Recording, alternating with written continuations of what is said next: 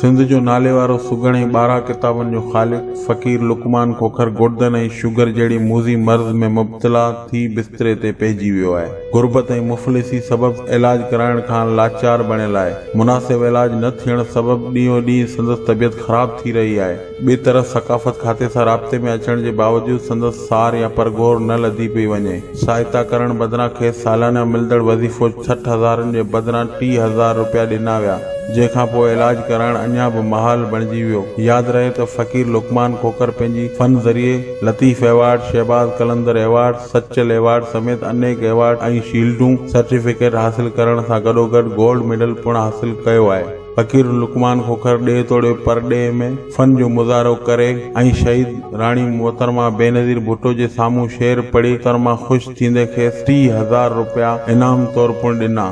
सकाफ़त खाते पारां फ़क़ीर लुकमान खोखर जी हिकु किताब लोक रंग लुकमान जा, जेको 400 सिफ़नि ते मुश्तमिल आहे, शाया थी मार्केट में अची चुको आहे। उन खां अलावा लातियूं सुण लुकमान जूं, लाल काणा लुकमान जा, लोचूं ॾिस लुकमान जूं, लाल हीरा लुकमान जा, लुकमान लबां ते तेॾा नाला फिराइकी लिखड़ियूं लुकमान जूं, जेकी ॾिठो मूं ऐं चैन जो सफ़रनामो सां गॾोगॾु शहीद ज़ुल्फ़कार अली भुट्टो ऐं मोहतरमा बेनज़ीर भुट्टो ते लिखियल किताबनि मोह मथां, जिन जा समेत 12 किताबनि जो ख़ालिक पिणु फ़क़ीर लुकमान खोखर आहे।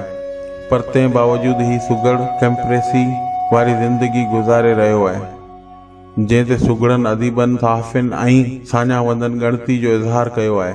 फ़क़ीर लुकमान खोखर मीडिया सां ॻाल्हाईंदे चयो आहे त मूं पंहिंजी पूरी ज़िंदगी अदब ऐं सुगड़ वारी फ़न खे अर्पे छॾी आहे, पर उन जो क़दर न पियो कयो वञे ऐं हुकूमत पारां सकाफ़त खाते तोड़े अदीबनि, शाइरनि जी सार संभाल लहंदड़ इदारनि पारां मुकमल नज़रअंदाज़ कयो पियो वञे, जंहिं सबबि दिली सदमो पहुतो आहे। होॾां साफ़ियुनि ज़ैब अली सारियो, निज़ाम कोलाची ऐं अदीबनि वफ़ा साले राजबर, ज़ाहिद मंगी, असर इमाम यासिर मंगी, इमरान जीलानी, समाजी अॻवाननि में अज़ीज़ बिरोही, कामरेड कादर बिरोही, पप्पू डेरो, डॉक्टर वाहिद बख्श चोलंगी ऐं ॿियनि चयो आहे त फ़क़ीर लुकमान खोखर असांजो क़ौमी असासो आहे ऐं उन जी ज़िंदगी क़ीमती आहे, जंहिंखे बचाइण लाइ समूरा वसीला इस्तेमालु कया वञनि। हिननि फ़क़ीर लुकमान खोखर जे वज़ीफ़े मां बिला वजह कटौती जी सख़्त लफ़्ज़नि में मुज़म्मत कंदे मुतालबो कयो आहे त फ़क़ीर लुकमान खोखर जो फौरी तौर सरकारी ख़र्च ते इलाज करायो वञे ऐं संदसि मुकमल माली सहायता कई वञे